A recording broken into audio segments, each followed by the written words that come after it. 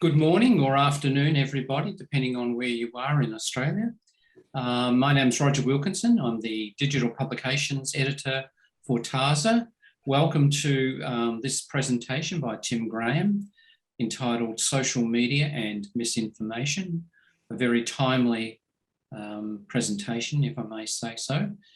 Before Tim starts, I would just like to acknowledge the traditional owners of country throughout Australia and recognise their continuing existence to land, waters and culture. We pay our respects to their elders past, present and emerging. And today I'm talking to you from Yidinji country in Cairns, North Queensland. And you're welcome to, in the chat room, just indicate where you're coming from. So thank you, and thanks to Tim. And Tim is at Queensland University of Technology in Brisbane. Thanks, Tim. Thanks, Roger and Sally, and thanks to everyone for coming along. I think one of the biggest exciting things for me today was just to be able to see all the folks who I can see in the gallery here, who I know throughout my whole career, really. So I'm just going to share my screen. And so what I'd like to do is talk about, this is a very, very broad topic, social media and disinformation. But what I wanted to spend this time doing was to kind of provide a bit of an overview of the work that I've been doing, position that work in terms of my scholarly identity as a sociologist and what sociology I think can contribute to online misinformation and disinformation. And also to kind of highlight, I think, what some of the challenges and the opportunities are, and what are some of the conceptual, the more conceptual aspects of this topic, which I think will speak to long-standing interests in sociology. And so to begin with, what I wanted to do is just give a very quick bit of background. So I know that there's a number of you who I'm familiar with through the various years that I have that I've been operating as a researcher. And so what I wanted to do was kind of start from now, and I find myself wow, those notifications really are coming thick and fast. What I wanted to do was to start with what's happening at the moment. And so recently I was very fortunate to be awarded an Australian Research Council DECRA grant on the topic of combating coordinated inauthentic behaviour on social media. And I think in many ways this project is the culmination of years going back to my PhD research and the postdoctoral fellowship that I did from 2016 to 2019, and then through the last, say, 3 years or so, where I've been at Queensland University of Technology, functioning as a digital media communications scholar, and leading to really what has been an extraordinary couple of years, especially for Australia, in relation to mis and disinformation and the role of social media in our lives. And so probably why I'm providing this background is that I wanted to kind of reflect first and foremost and position what I'm studying in terms of like how it has evolved over the last 6 or 7 years, going back to my PhD research. And like all research, I think in many ways, it's a tale that grew in the telling. But I think where things really started to go into overdrive was during the bushfires in late 2019 and early 2020. Where the particular kind of methodological approach that I have, which is I think especially for like the Australian and European tradition, is much more quantitative and and much more empirical, I think, or large-scale empirical than what is kind of traditional in sociology. And what I found was that whether I liked it or not, I was kind of at the centerpiece of journalistic coverage of just a massive amount of false information that was being spread. A lot of it, I think, was unwitting, people spreading it without knowing that it was false.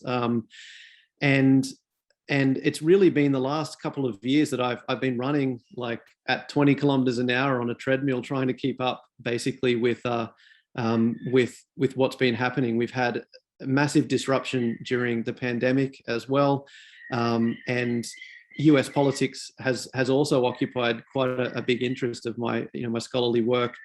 And I'll talk about that in a moment. So really what I wanted to do before I kick things off was to kind of, give you a very bird's eye view of a selection of work that I think has really shaped my scholarship and has been informed by so much, so many of my mentors over the last 5-6 years, leading up to, this point right now where I find myself kind of all in on this particular topic, and my interest is really heavily focused on online misinformation, online disinformation, and trying to understand how sociality and identity is shaped by, through the online spaces that we inhabit. And sorry if you can hear my birds in the background.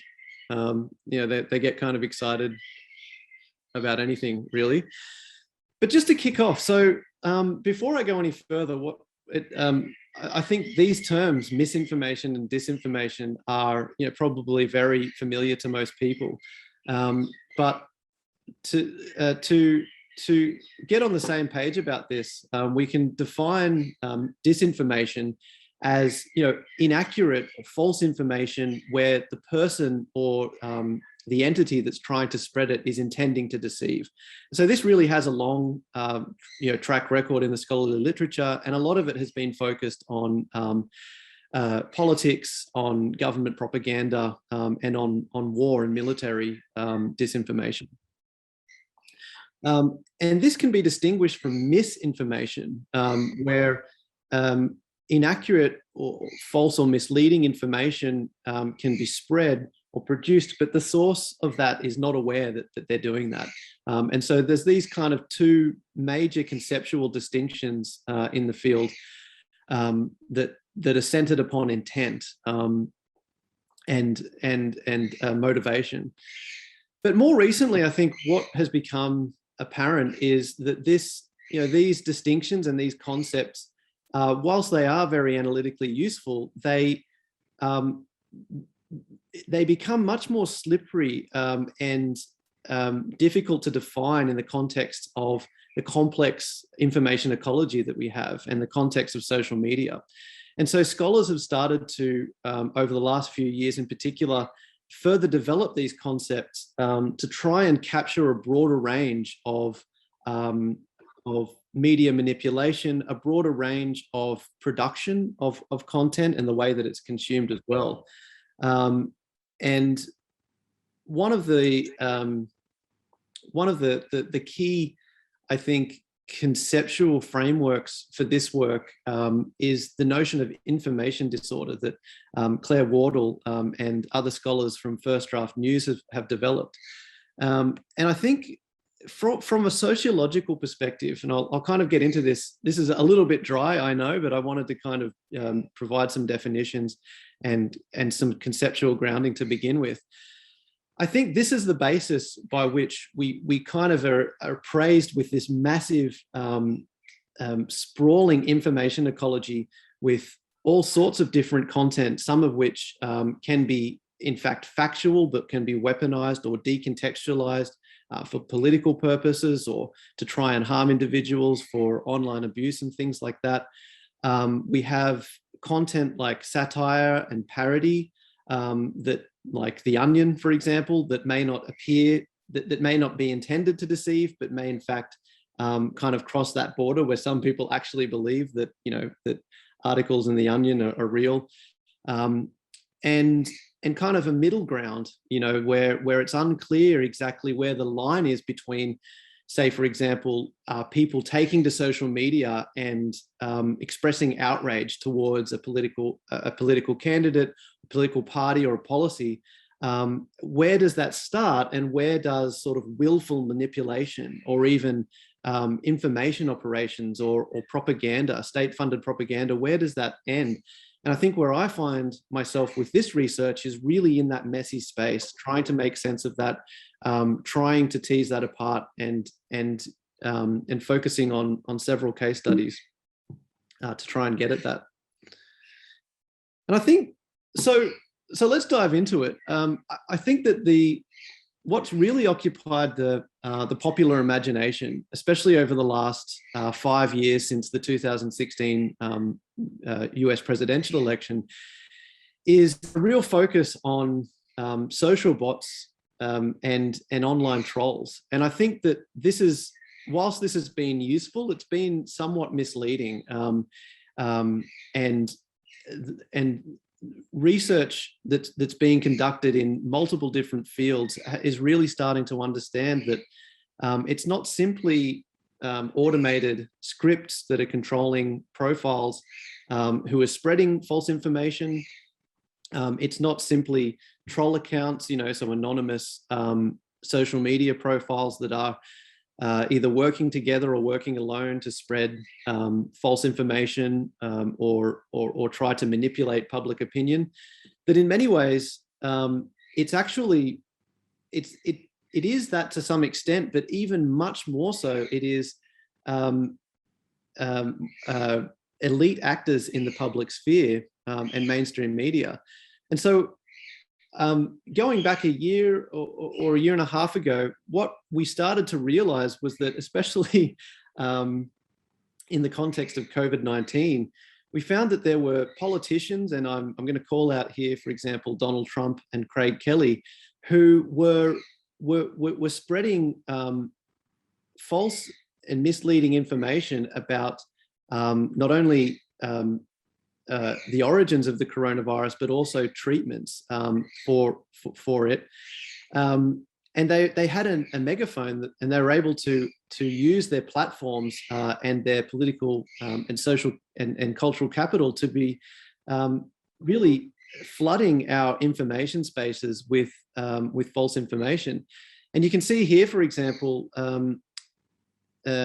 last year around July, there was a huge spike in searches on Google for hydroxychloroquine, which, as we now know, has limited or mixed evidence for its efficacy for treating COVID-19.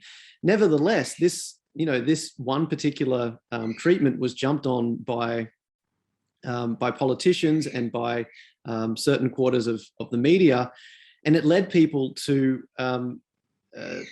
put their lives in danger by trying to use these. And I think more recently there's been a lot of attention on just how this evolves, and questions have been raised about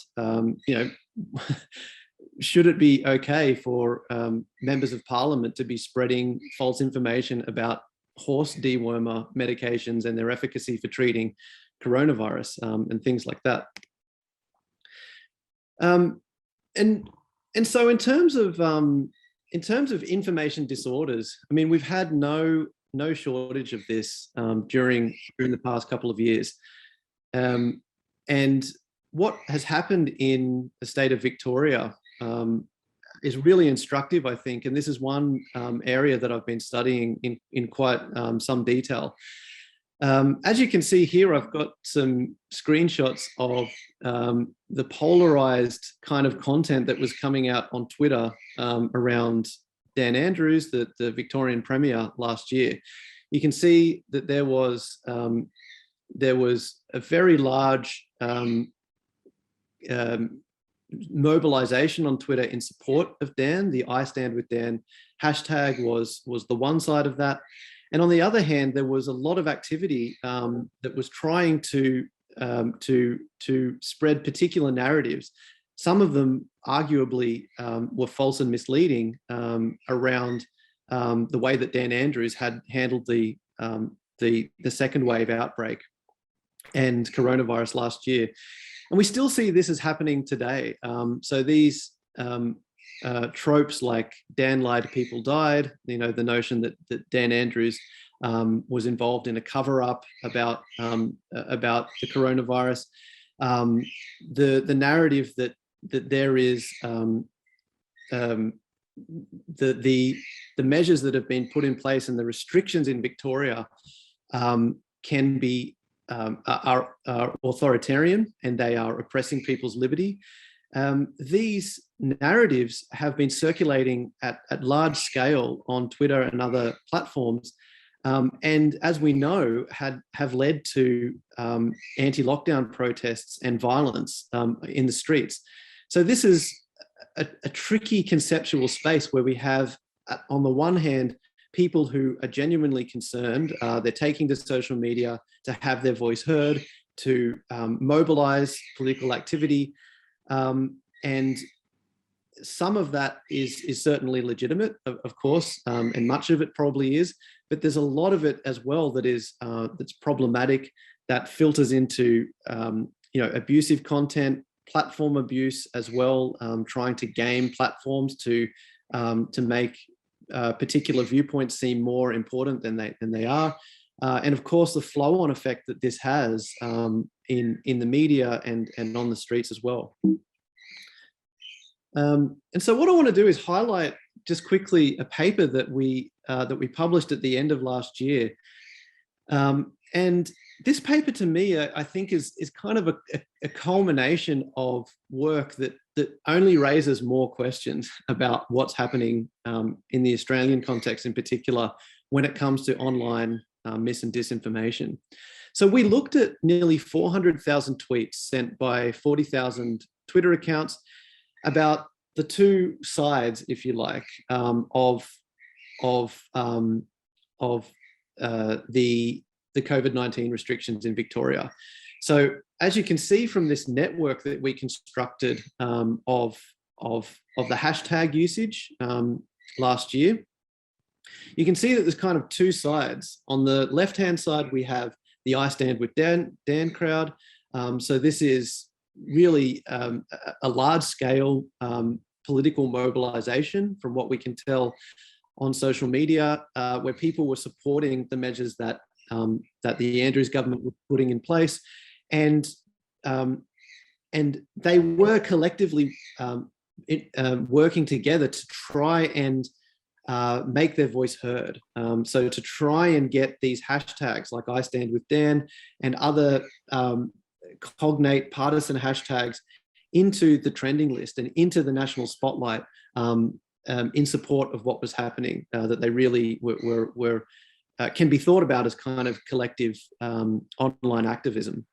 On the other hand, we see that there were a large portion of Twitter accounts that were trying to spread this anti-lockdown, anti-Andrews kind of narratives. And of course, many of these accounts are probably legitimate people.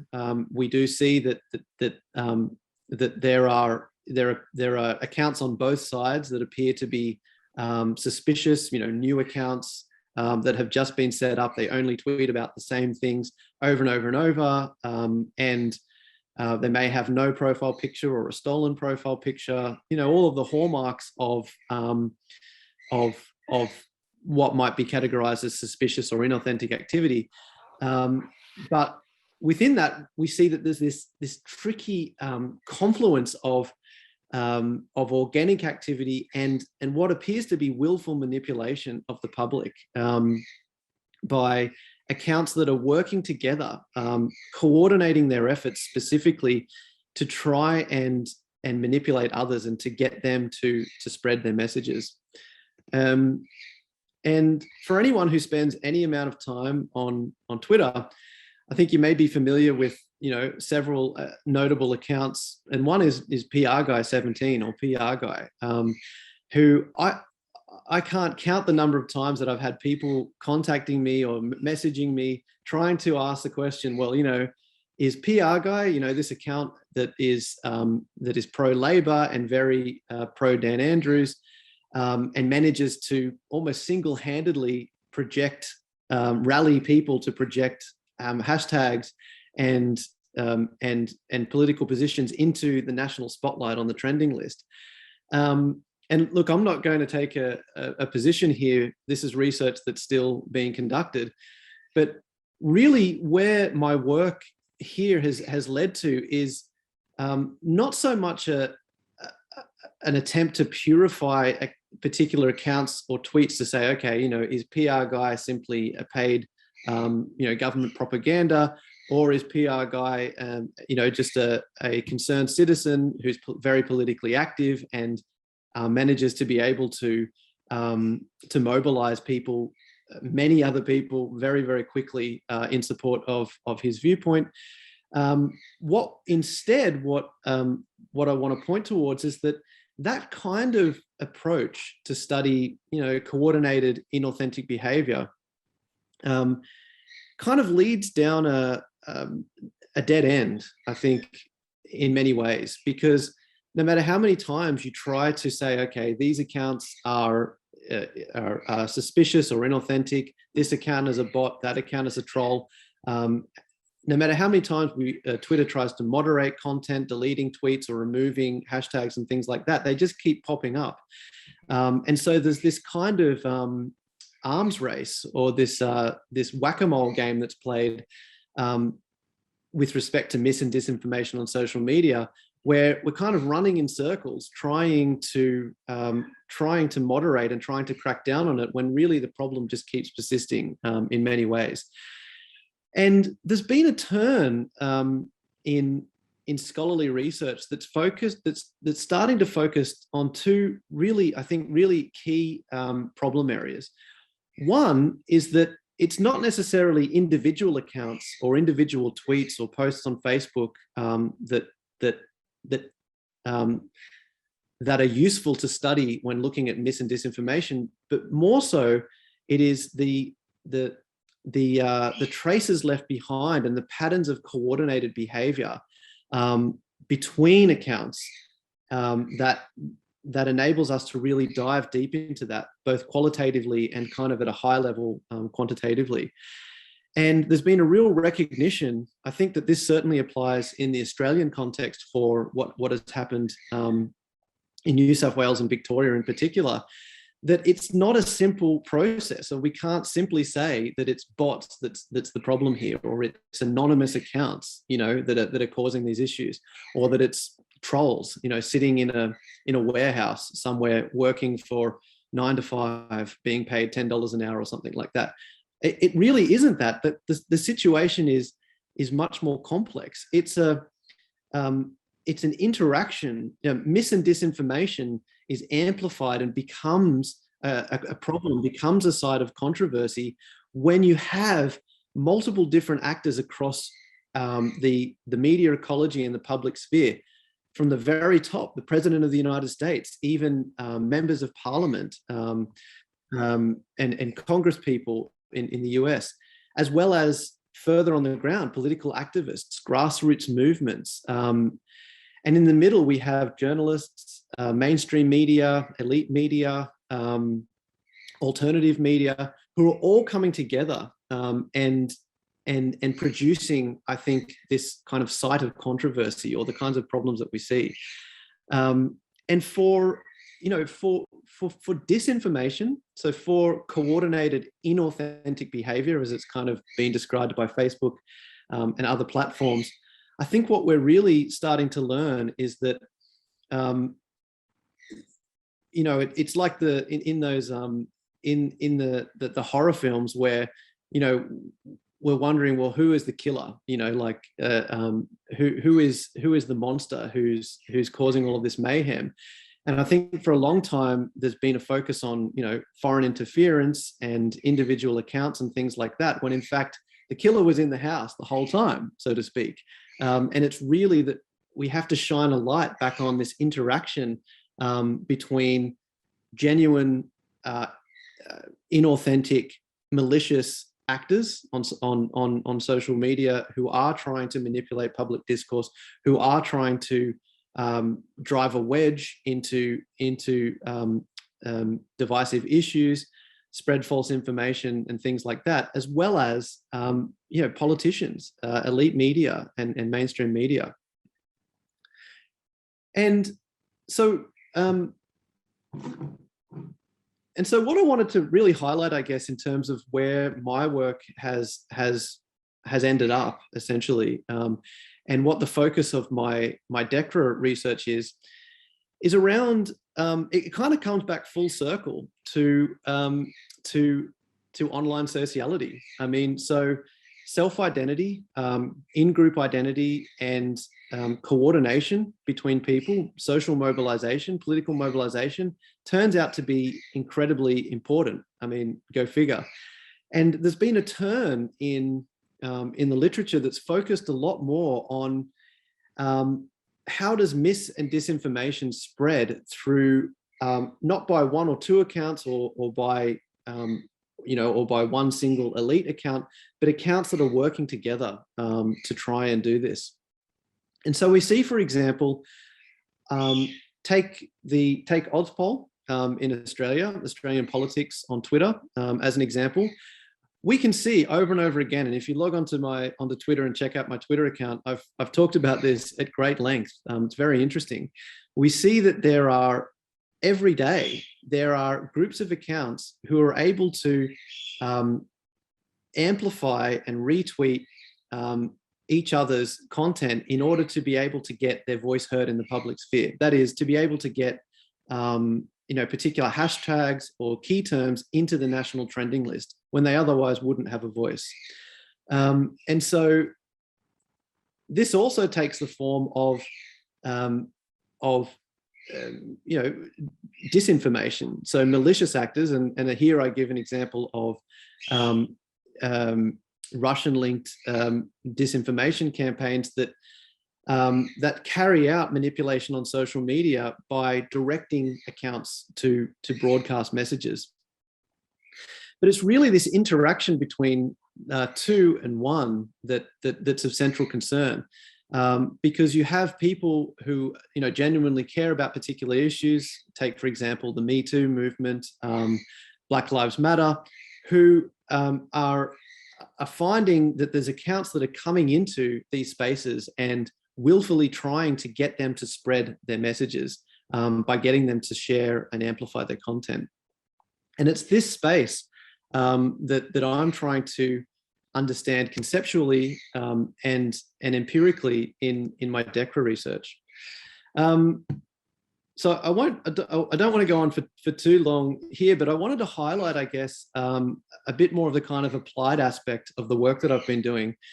And over the last year, I've been developing toolkits that are openly available for anyone to download, where the idea is that if you're interested in studying forms of coordination on social media, if you're looking for ways to get at really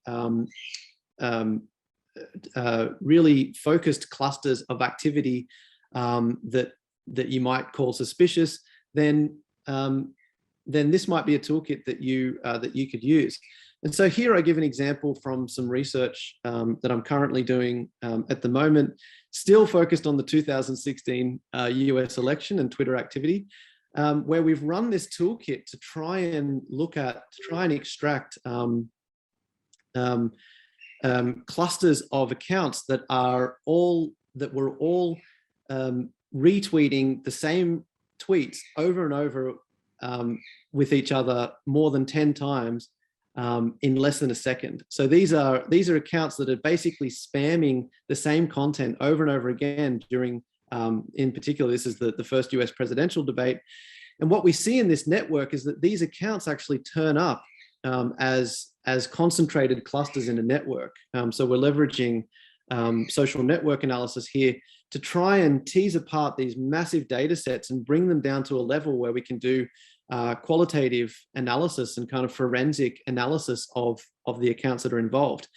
And I think this diagram is interesting because, even though it's a work in progress, when we go back and query all of these accounts, so each dot in this network is a Twitter account that was involved in this coordinated retweet activity.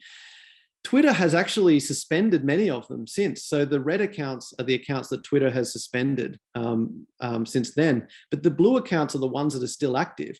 And so what we can see is that even though so much mis and disinformation was being spread during this highly mediatized event in US politics, there are accounts that are really working together to or coordinating to spread, in this case, false information. But there's also many of them who are mixing in with organic activity. So a lot of these are people who are trying to draw attention to particular policy issues around race in the US. And these malicious accounts are trying to get in, and they're trying to get them to spread their messages. And many of them, in fact, are still active. I'm going to skip ahead a little bit here. And so what, I guess for me as a researcher, what I find myself doing so much of these days is drawing on quantitative analysis and drawing on the toolkits like the one that I mentioned before, kind of as an interim way to get access to accounts that are going to be good places to start sampling from. So here's an example of a typical workflow that I would use to do this kind of research, where we start with a large data set of social media data, like tweets, for example. We construct networks of coordinated activity, whether that be coordinated retweeting or coordinated replying, things like that. And from this network, we can focus on particular clusters and go in and qualitatively and forensically investigate what is it that they're up to. And here I'm highlighting a few screenshots of accounts. I mean, you could call them, I guess you could call them kind of fake accounts, if you like, that have been following left-wing influencers on Twitter. And so I keep getting messaged from people like PR Guy 17, for example, who are trying to remove hundreds and hundreds of fake accounts that for some reason are following them. And this is kind of what they look like. They didn't really put a lot of work into trying to hide themselves, but nevertheless, this is what is kind of happening on Ozpol, worryingly before the upcoming election.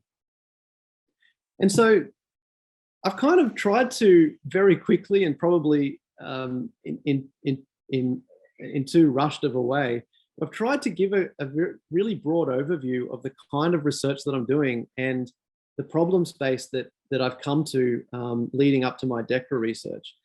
And so one thing that's really been on my mind to kind of close out this, to close out this presentation is kind of, well, where does sociology sit in relation to the topic of misinformation and disinformation? And I think it's interesting that these analytical categories are not actually something that's a traditional, that's been traditionally researched in sociology. If you go and look at sociological journals, you'll see that there's not actually that much scholarship really specifically on these topics. And there's many good reasons for that. I think that in my experience, technology has not been a particular sort of loci of attention in sociology either. I mean, you can say, well, that's actually not true. I mean, in many different respects. But where it comes to trying to understand the particular role that technology plays in actively shaping social action, I think that there's still a lot of room for sociology to be able to come in and to develop perspectives on this. And I think that where I find myself at the moment is kind of in this messy interdisciplinary space where, I think that many of the problems that we are encountering in trying to study mis and disinformation just bring us full circle back to long-standing topics of concern in the field. So, you know, for example, I think one of the big things is around identity and around selfhood. The fact that why people fall for misinformation, why they start to become interested in conspiracy theory groups.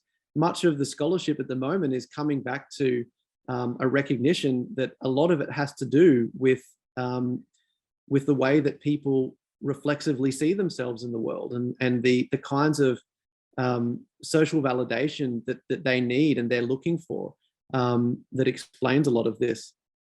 Questions of power and influence, I think, as well, are another concern of sociology, and I think something that has a lot of growing space for this topic. There is, I think, too simplistic an understanding about how power operates. There's still a perception that mis and disinformation are spread by bots or spread by trolls, or maybe spread by people like Donald Trump, and not enough of an understanding about how there's these networked capillaries of power, you know, to take a Foucauldian perspective, for example, kind of operate to produce this as an emergent property of the system, not something that's necessarily coming deterministically from one or two sources. And the list goes on. I'm not going to spend, you know, too much time going into this, but I really think that I'm in a position now where I'm starting to go back to my roots in sociology, and trying to really rediscover what is it about mis and disinformation on social media that is a problem. How does it really spread? What really, when we start to break this down, what really are the determinants of this? How has this come to be an issue? And so really, you know, I'm kind of opening up the floor to many of the folks who I know, you know, from TASA, to kind of open it up to how, well, what might a sociology of information disorder kind of look like, and what are folks doing in this space, or what are the interests here? And yeah, so yeah, that's enough from me. So maybe I'll hand it back over to you, Roger. And if we have time for questions or a chat, I would love to. Thanks so much, Tim, for a great presentation. And does anyone have a question to begin with? Yeah. Yes, Derek. Yes, thank you. Yes, that was a very interesting talk, and it's very much in what I'm working on. But the one thing is misinformation, but it's also the missing information. There's usually two sides to a story or whatever, and the one becomes true if you leave the opposite side out. And that missing information that is just simply, you know, leaving something out, suppressing it, seems to be, to me, one of the major features of our information system today. If you look at our newspapers, for instance, or TV, it's extremely one-sided. And that, of course, then tends to let people just simply accept it. They haven't heard anything else, so then you simply accept it. Now, what do you think about that? I think you make a really good point, and I'm careful not to politicize this, you know, the situation too much. But if I might, I mean, I'm just going to speak openly here. I genuinely think that there is that the concentration of media in Australia, and I'm talking about News Corp here in particular, the way that this content finds its way onto social media, the way that it shapes narratives, in terms of what I'm seeing, it comes worryingly close to propaganda, under, you know, kind of formal definitions of propaganda. And some of the work that's been done in the United States, looking at the notion of like network propaganda, when you I can't help but come to the conclusion that the biased, coordinated framing of political issues and partisan tropes in Australia is dominating the social media space. I mean, I think that there really is some cause for concern here. And so I'm not sure if this really speaks to your point, Eric, but what I'm interested in is trying to tease apart where does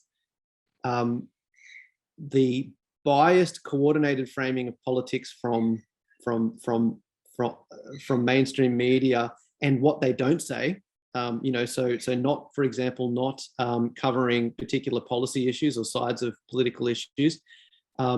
How does that feed into what we might start to say is propaganda? I mean, I'm not going to go out and say that I think that we can characterize this as propaganda, but I think that it comes worryingly close. It's what's not said has as much of an influence, I think, on social media than what is actually said as well. So yeah, I think this is a major concern. I really do have concerns about the health of our information ecology given the state of mainstream media in Australia. Oh, thank you. Yeah. Thanks, Eric. David Rowe and then Alan Peterson. Okay. Thanks a lot, Tim, for the talk, and it's been good also to hear your public interventions in the media and so on. I'm sure you, on some days you've had a lot of calls. And just as a quick aside, I don't know if anybody saw the now notorious Australian Financial Review op-ed piece by a colleague at the Western Sydney University, Prue Goward. It was covered in Media Watch on Monday and so on. But what I think the Shovel, which has satirical interventions, said that they said on Twitter that they had they'd written an insane column and submitted it to the Australian Financial Review under the name of Prue Goward, and to their astonishment, it was published. Now, that was a joke on Twitter, okay? But I have to say that one of my colleagues of professorial rank bought it, actually thought that that the this satirical intervention was actually real. So, which I think just shows how the kinds of problems you were talking about, how you fit in satire into this kind of model of work or process of work. And this is in a way a craft question, a sociological craft question. I don't envy you at all on, as you said, the kind of fire hose of material that you're having to analyze, you and your colleagues. And I mean, I've done enough static content analysis in my time to know the problems with that, so working with newspapers and that kind of thing, or broadcast programming, which at least you can kind of freeze plausibly in order to do some analysis. Whereas you, the kind of work that you're doing, and so I'm glad I'm not doing it, I wouldn't be capable, is to take this extraordinarily kind of dynamic research context and try and kind of fix it for long enough to make sense of it. I just wonder if you'd say a little bit more about how how you overcome these difficulties. Oh yes, well that was yesterday's news, but now it's this issue, and now it's something else, and there's some other factor that is determinant, perhaps in some regard, some other variable. So perhaps could you say a bit more about that? Yeah, I mean, thanks, David. Like, I don't envy my position really, and I find that I've kind of been, it's sort of almost like feels almost like a Heideggerian feeling of just being thrown into this. It's like this feeling of thrownness where suddenly I realize that I'm kind of in the space where I cannot but tackle these issues. I mean, and they're of interest to me. It's a big problem trying to keep up with this and trying to craft it into research and trying to domesticate the data long enough for me to be able to make sense of it and let alone publish papers about it. Practically, I'll offer the practical suggestion first, and that is just that I draw a line in the sand where I can and say, okay, we're going to collect some data. Say it's about the Victorian lockdowns, for example. I'm going to collect some data, and even though, tomorrow or in the next hour or next week, something really massive might happen and change everything, I still have to write the piece, kind of contemporaneously to when, to the data collection. And I just sort of like hop on the bull and like hold on and hope that it's not going to become stale, too quickly. And then they say, oh, that's defunct. It's extraordinary time scales, how quickly things change. But I think more broadly, like what I find myself in wondering about at night and losing sleep over is that, I think in many ways kind of, Jean Baudrillard was right, and I think in some ways, that I kind of keep coming back to this, this understanding that like I'm studying the thing that I'm in, and that actually the work that I'm doing to try and publicly engage the media about and the coverage that it receives then filters back in. And so, I get trolled by certain, actors, and I have, and it shapes kind of the objective analysis that I'm focusing on. So in some ways, I don't have any answers to that. I mean, it's kind of a mix of being practical and saying, okay, I'll draw a line in the sand and just hope that things that things work out with the data set. But also trying to increasingly include myself in the research process, so being able to self-reflexively say, I was involved in a Media Watch episode, and the result of that led to, X kind of happening. I don't know how to make sense of this. I'm just so glad that I have the opportunity to, I guess, unload and make sense of this together, because honestly, I feel that TASA in particular is well positioned to try and come together and think, well, how do academics, who I'm staring at many of them up in the gallery up here, how do we do this? Like, I don't have any answers really, and my analysis just keeps becoming more and more.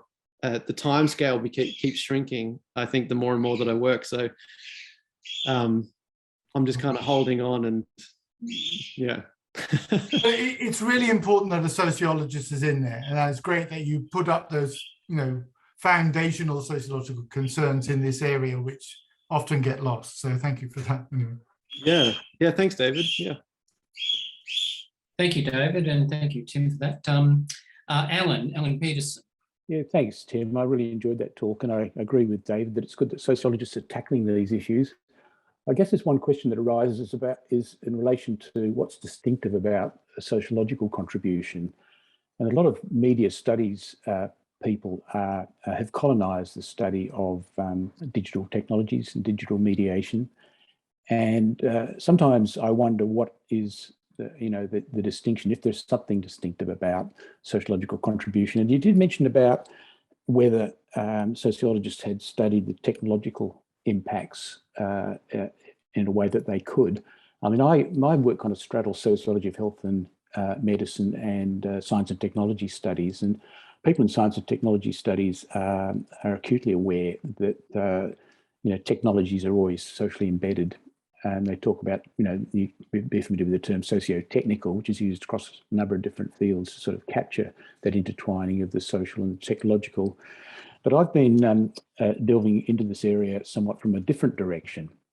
And one of the things that disappoints me constantly about sociology is its blindness, not you particularly, but just generally, a blindness to history and to political economy.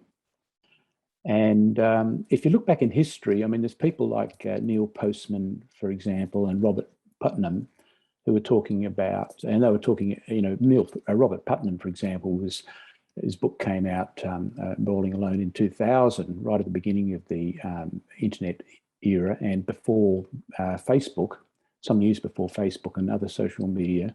They were articulating some some concerns, but some ambivalence, I guess, towards technology. And this is a theme that often comes out in relation to people that talk about digital technologies, but technologies more generally. So I've started looking more in historical works, because there's a vast amount of this work which actually helps locate our work and provides a perspective, because sometimes the anxieties around technology are long-standing. The hopes, along with anxieties, are long-standing. So we've got the utopian, dystopian, optimism, fear, and despair, sort of trundling along together. And one of the things I've been looking at, and I subscribe quite a lot to news media, including Washington Post, which I get every day, New York Times, and I find some of the most insightful analyses of digital technologies actually come from these media, like the Facebook files. I don't know if you've been following this, but there's a massive expose on the Facebook files and some of the revelations that have been made from whistleblowers that actually provide insight into the ways in which algorithm-driven processes shape behaviours online. And they know about this at Facebook and haven't acted on it. And I think we're about to see a restructuring of Facebook, or relabeling. Now, Zuckerberg's talking about the metaverse and relabeling Facebook, because the name stinks. There's so many criticisms now of Facebook in particular, and Instagram, and the abuse that's been undertaken via Instagram, that they're having to act on it. And I think the regulators are going to having to act on it. So I think sociologically, and I'm coming at it from a different direction. I'm not so much interested in crunching numbers, and I think it's good that people are doing that. But looking at these broader politico-economic and historical issues, which I think often get left out of the perspective of sociological accounts of digital media. Yeah, absolutely. I mean, you raised so many important points, Alan. I mean, so my training, as a sociologist, so my PhD drew on actor network theory quite extensively, and Foucauldian governmentality, but it drew heavily kind of on STS more broadly as well, and kind of what you might call, like, I guess, the sociology of technology, which seemed to be really big in like the 80s, 90s, and the early 2000s. And then it seems to not have kind of got as much traction. So I drew on literature that was, kind of from that period of time. And I agree. I mean, that there is work here, but what I find myself doing more and more is becoming more confused about who I am from a disciplinary perspective. Like when and I've had this problem like ever since I started my PhD. It's like, if you want to study digital media, do you become, I kind of like internalize the subjectivities of the colonizers, as you describe them, of people who study media, because you use that work and you're influenced so much by these ideas that you start to kind of reproduce the concepts and the analytical categories and the way of thinking that they have. So I don't really know what I am anymore. But what I do know, and this was part of the excitement, again, like I said at the beginning of the presentation, was to come back home, to sociology, because I really do identify, as a sociologist, that's what my training, my PhD was in. And I think that the next steps, to pick up your other point, the next steps are to try and slow things down. And this picks up on David's point as well. I feel like I am just flying along on this like hyper empiricist rodeo at the moment, where there is I can publish papers that are almost atheoretical if I want to, because there's something about the power of big data, if you like, that lends itself to being ahistorical. It lends itself to not trying to understand explanatory, historical, contextual reasons why we have things like mis and disinformation. And so it's almost like I feel as though I'm taking a stance starting from my DECRA, because I've had a lot of teaching, and I've also got a young child, and I've had a lot of personal stuff going on in my family life as well. And what I'm really hoping to do is to go back, slow down, read a lot more, and try to go back and ask more fundamental questions that are grounded in long-standing sociological inquiry. I think that is actually to be honest, and probably there's a lot of people who wouldn't like me to say this, or even funding bodies, I don't think that large scale data analysis using extremely advanced, complicated methods is the right direction. And that's coming from me. That's coming from someone who does quite a bit of that. My career is founded on that. I think that we need to go the other way. I think we need to go much more in the direction that you talk about. But in doing so, not lose ourselves to other disciplines that have positioned themselves, I think, a lot better than sociology has necessarily. I mean, there are some exceptions, just really quickly. I mean, there's an amazing disinformation researcher, Joan Donovan, who I really think, and as to my understanding, Joan identifies as a sociologist. So I encourage you to look at the work that she's doing. A lot of it is centered on the US context. But I do see that there's really encouraging signs for sociology, and certainly what I'm going to be trying to do is figure out who I am and tap into the richness of the tradition, so that we can, it's not just like a few people kind of popping up, like me talking about this. Yeah, I don't know if that really answers your question, but I find myself at the crossroads here, Alan. Yeah. I'll just briefly, that's fabulous. I mean, I think we all need to reflect on our work, and I can understand all those pressures and changes going on in your life. And I also agree that it's easy to get distracted by the massive amount of media studies papers that are coming out. So I'll just stop it at that. That's great to hear that, Tim. I did enjoy your paper, by the way, so I'm not being overly critical. And just a few observations, because as I said, I'm coming at from quite a different direction. Yeah, no, that's great. Thank you, Alan. Yeah.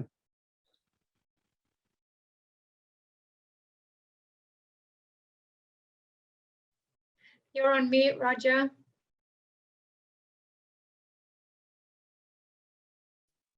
Sorry. Thank you, Tim. I do think that the visuals that you're using help to actually give it a sociological perspective. And, I think the visual presentation of, mass big data is something that sociologists actually do quite well. And I think you those slides that you were using today, they did a pretty good job.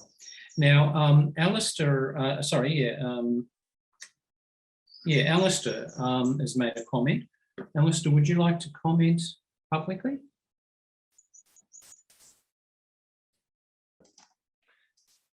No. Oh yeah. No. It was just a comment on Pro. I've had the video down because the link is a little bit unstable. But it was just your Pro Goward comments that led me to reflect when I first saw some of the media comments on it about Jonathan Swift's modest proposal about dealing with the poor and indigenous in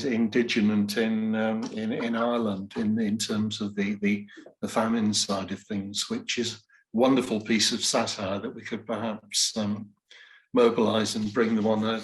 I'd certainly encourage any of you who haven't read it to go there and have a quick look at it. It was recommended to me by an economist, which must be the greatest. It proves it's cross-disciplinary anyway. So that was all that one was. Thanks a lot. Thank you, Alistair. And Olga was making a comment in the chat room. Olga, would you like to make a few comments?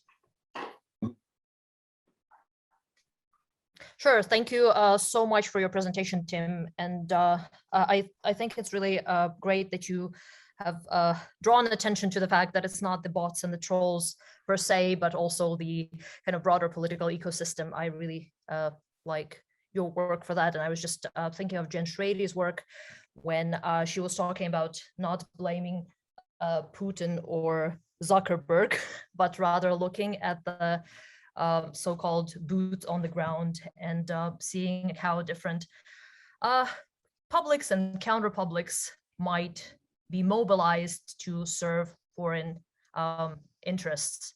So I was wondering if you did any work on kind of how counterpublics play out in these disinformation ecosystems.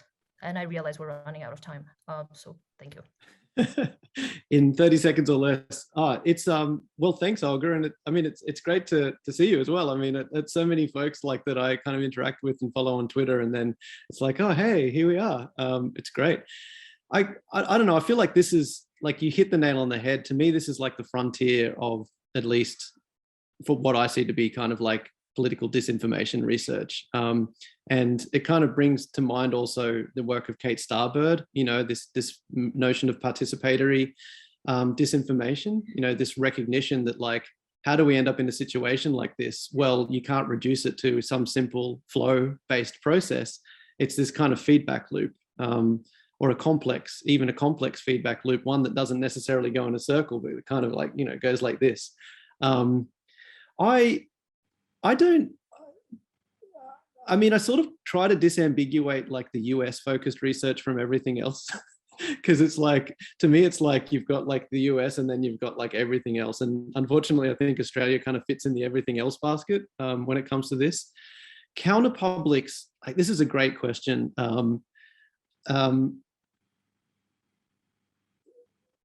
I guess it depends on the context of the counterpublic that you're talking about, right? So it's like you take any issue, like say, for example, you take like the Black Lives Matter movement. And so arguably there was a counterpublic that was the All Lives Matter movement. And so you wouldn't normally constitute this within the remit of a counterpublic because it's kind of abusive, malicious, a troll-like activity, or much of it seems to be. But it seems that like every time there is a trending hashtag, every time there is some social or political mobilization that gains enough traction, it almost like by default has a counterside to it, whether that counterside is legitimate or not. In the case of Australia, I mean, I'm just going to put it out there. I really think that like, maybe I'll eat my words here. So, so I'll be careful with what I say. I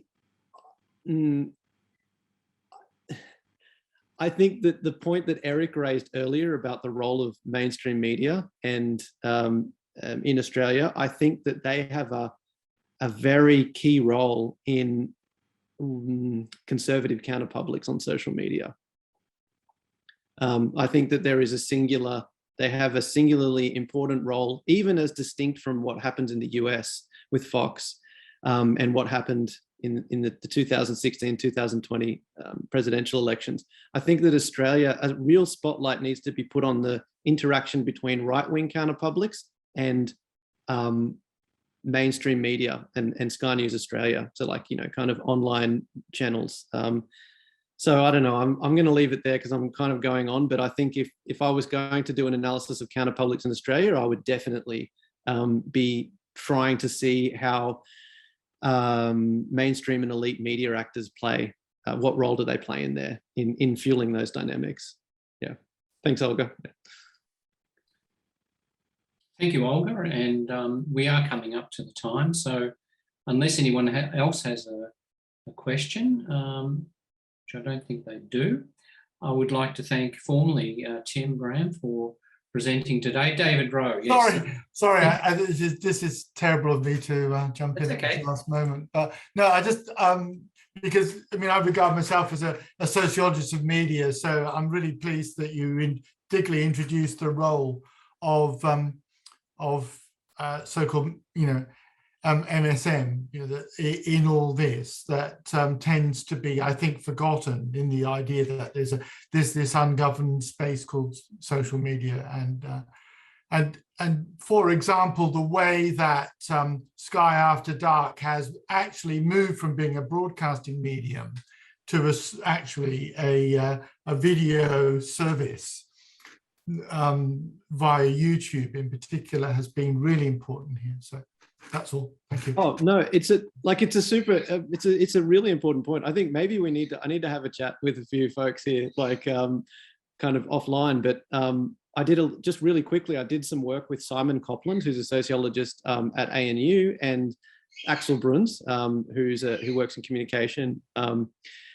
and we looked at the sharing of Sky News Australia videos. We published a paper at a conference recently, and to the point that Olga made, one of the surprising things, or maybe not so surprising, is that they get a huge amount of engagement in the US. So like, it doesn't even make sense to kind of like analyze this from a domestic or even a geopolitical kind of context, because like Sky After Dark, well, not Sky After Dark, but the Sky News Australia YouTube channel is heavily focused on US politics. I mean, it's almost like they have this bifurcation of content production, and like so much of the conspiracy theory uptake has been because of videos that were posted by Sky News Australia, and that's in the US, so it doesn't even speak to Australia. So I guess it's complex is the short answer. Yeah, I mean, very, very quickly, if people don't know, Sky After Dark now has a much bigger audience in the United States, by essentially packaging incendiary YouTube, interventions. So it's making more money out of the United States than it is from Australia. It's losing money on broadcasting, and it's making it in social media essentially. Yeah. Thank you. Thank you. Yeah. Yes. So apparently Sky After Dark has something like 50 to 60,000 viewers, mostly males, middle-aged, middle-class males, I think. But perhaps that's a good place for them to be. Anyhow, thanks once again, Tim, for a great presentation, and it certainly has drawn out some interesting discussions.